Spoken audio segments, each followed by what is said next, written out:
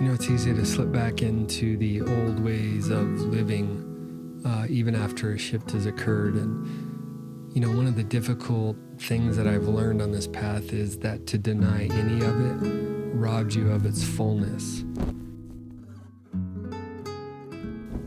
So I hope that by sharing a few of the mistakes that I made, it helps you be more aware of them, so they don't get you tangled up. This experience of reorienting to life came after the chase ended. And after the chase ended, many of us experience and kind of pass through this very confusing, disorienting, and depressing time. It's just that way. It's just one of those growing pains, as I call them, that I had to pass through when I began to live beyond the surface of my eyes. I was reorienting to stillness. This is when you start to embody that shift of recognition. The way that it seems to play out is there's the recognition of extreme confusion, and then you live in that stillness. And that's very, very tough, that confusion. I sat with this for a long time, and the answer is always the same. This, what seems like new freedom, brings with it and pushes up an entire mountain of fear because of losing this feeling of safety that centering yourself around something provides. And this was a struggle for me to work with. It was a lot. This reorienting to stillness seems so difficult because stillness has no center in which to orient yourself. You see, stillness has no center. How can you reorient yourself in it if you are it? So here I'm talking about that move out of that confusion phase and living in stillness. And when that happened, a lot of my old beliefs and a lot of other things just fell away. And it seemed like new things were taking their place. But they're really not new. And it was around this time that it seems so easy to fall back into that old thought patterns and conditioning without seeing it. It's so easy to slip back into those patterns. I mean, how can it not be after you've been living out those thought patterns and conditionings for so long? It was like all my life up to that point I was just stacking bricks of conditioning and then holding them together with habits. Just placing one brick of conditioning on top of the other until I couldn't see beyond that wall. And that blocked so much of life. There was still a lot of effort to undo my conditioning and habit traps. I call habit traps all that conditioning, unconscious habits, and all of that mess. And, I would get so frustrated because it's just so easy to fall back into those habit traps.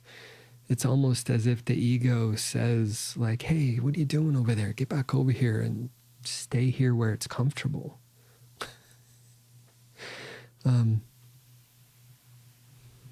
And returning to that conditioned way of living is so limited.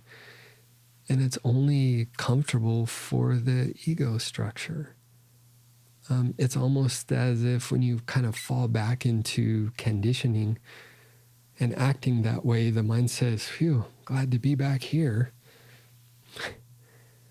It's not comfortable to what you actually are to be there, which is always something. That's why something always seems a little bit off in our life, even just a little tiny bit. And, one of the things that arose after letting go and settling into this stillness was actually something my wife pointed out, and that was, she just said, I accepted people however they are. And, you don't always notice things like this when they happen. And maybe that's a positive thing, because it's probably, or it could mean you don't stink of Zen, or you don't stink of non-duality. You're just living out this seeing beyond flaws and imperfections and in everything, people, situations, everything. So seeing through all that made up mental garbage, especially your own, begins to somehow manifest itself outside yourself without you realizing it. And I suppose what I mean is that I begin to accept people and situations just as they are, not how I thought they should be or how I selfishly wanted them to be. I stopped adding and removing anything from them. I especially stopped putting my ideas onto them. And realizing that was a gut punch of coming into awareness of my own ignorance. And it sucked. But seeing it, and still is, such a relief. When I used to avoid someone for whatever reason and they'd come around, I'd get worked up. Now it's okay. I don't mind them at all. I don't mind them at all. That's funny. Anyway, I stopped digging through like all this mental trash can and adding all this other garbage about the situation or the person. All that stuff just falls away. You just have to remember to let go of the empty trash can too. And all that made up mental garbage about how it dissolves about other people, that includes you too.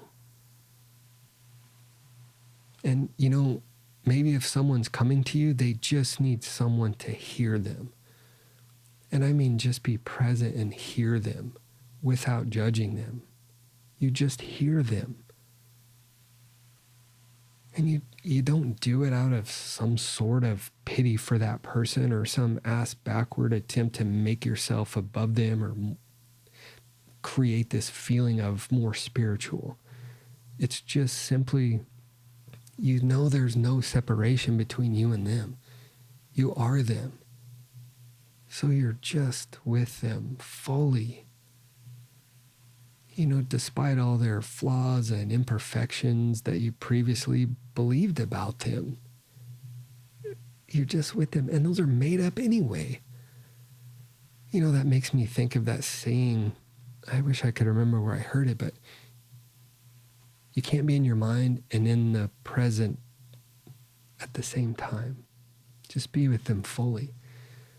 And being able to drop all those made up things that we used to hold in our mind about them and us is such a relief. You realize that homeless person in the median of a busy intersection asking for food is you. And the one sitting in the car and, rolling up the window out of some sort of fear is the very same thing as the one asking for food. How can you not act out of compassion when you see this? And I found that, all that drama and all these things that happen around me stopped having such a deep effect as they once did. And this is not ignoring, it's not bypassing. The mental urge to dive into that drama and play in it was fading, but it was still there for a while. If there's an emergency or some sort of crisis, you don't deny it and do nothing. And you don't amplify it and try to do everything either. You just do what needs to be done without fuss. Nothing more, nothing less. And when a good situation arises, it's okay. It's great. If a bad situation arises, it's okay. No problem. You just find yourself doing what needs to be done. And now it seems so ordinary, whereas before, when a tough decision would be coming my way, there would be procrastination, a truckload of fear, all sorts of hesitation because I was worried about making the wrong decision and ultimately looking ignorant. Then there came a time when it becomes very clear that life is just life. It's already full. It's already abundant. It is joy. It only gets mucked up when we interject ourselves into it. We are life. So when I used to say, I want to go live my life, I was trying to add to what already is. No wonder I suffered. I was interjecting myself into it. And when you attempt to add things to what already is, your attempts will always fail and bring about more suffering. When you experience that life is just a life and you stop trying to live a life, you're coming into stillness. But you need to know that stillness is not an experience. It just is. And this confused me for such a long time. And the more I talk with people, I feel like it confuses a large number of people too.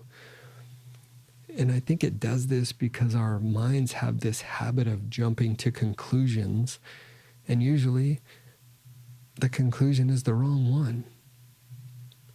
So stop trying to live a life doesn't mean ceasing to exist or not pursuing things. It's more like, to stop living in a way that you believe will bring you happiness in the future. Happiness is here. Stillness is here already. Though that's not still quite it. You won't find stillness in what I'm talking about in words. They can only point to it.